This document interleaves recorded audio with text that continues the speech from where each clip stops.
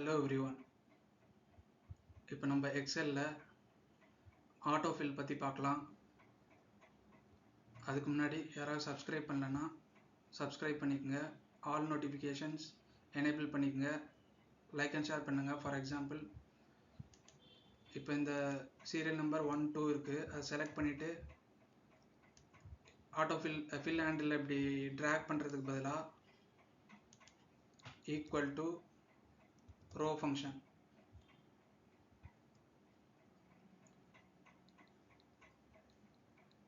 அதில் D1 is to D200 கொடுத்து control enter கொடுத்துடலாம். Equal to row function D1 is to D200 கொடுத்து enter கொடுத்துடலாம்.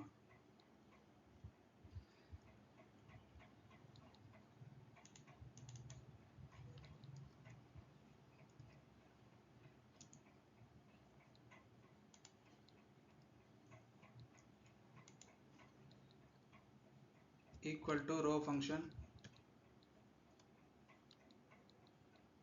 E1 is to E200 கொடுத்து control enter கொடுத்துடலாம். இப்போ ஃபில் ஆயிடுச்சு. கண்ட்ரோல் டவுன் ஆரோ கொடுத்தோம்னா அந்த எந்த நம்பர் வரைக்கும் ஃபில் ஆயிருக்குன்றது வந்துடுச்சு. கண்ட்ரோல் அப் ஆரோ கொடுத்தோம்னா ஃபர்ஸ்ட் நம்பருக்கு வந்துடுச்சு. இது ஸ்பில் ஆகி வந்திருக்கு. இதை கண்ட்ரோல் ஷிஃப்ட் டவுன் ஆரோ கொடுத்து கண்ட்ரோல் C கொடுத்து காப்பி பண்ணிவிட்டு கண்ட்ரோல் ஷிஃப்ட் V கொடுத்து ஆஸ் அ வேல்யூவாக பேஸ்ட் பண்ணிடலாம். இல்லைன்னா கண்ட்ரோல் ஆல்ட் V கொடுத்து மறுபடியும் V ஃபார் வேல்யூஸ் கொடுத்து என்டர் கொடுத்துடலாம். இப்போ வேல்யூவாக பேஸ்ட் ஆயிடுச்சு. அடுத்து இப்போ நம்மளுக்கு ஒரு ரேஞ்ச் ஆஃப் செல்ஸுக்கு ஆல் பார்டர்ஸ் அப்ளை பண்ணோம்னா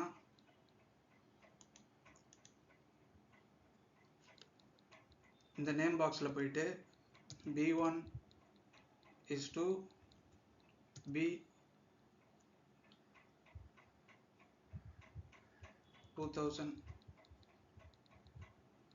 கொடுத்து ஷிஃப்ட் என்டர் கொடுத்துடலாம்.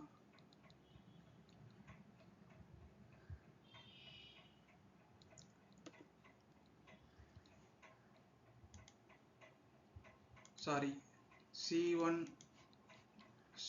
is to C1000 கொடுத்து ஷிஃப்ட் என்டர் கொடுத்தா எல்லாம் செலக்ட் ஆகிடும்.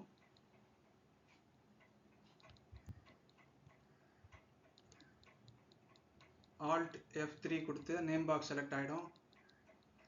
C1 is to G1000 shift enter கொடுத்துடலாம். இப்போ செலக்ட் ஆகிடுச்சு. Alt HBA கொடுத்தோன்னா ஆல் பார்டர் அப்ளை ஆகிடுச்சு.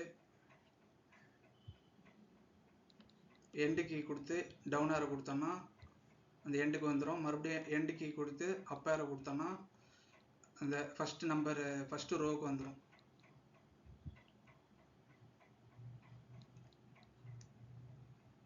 அதே மாதிரி மறுபடியும் I1 is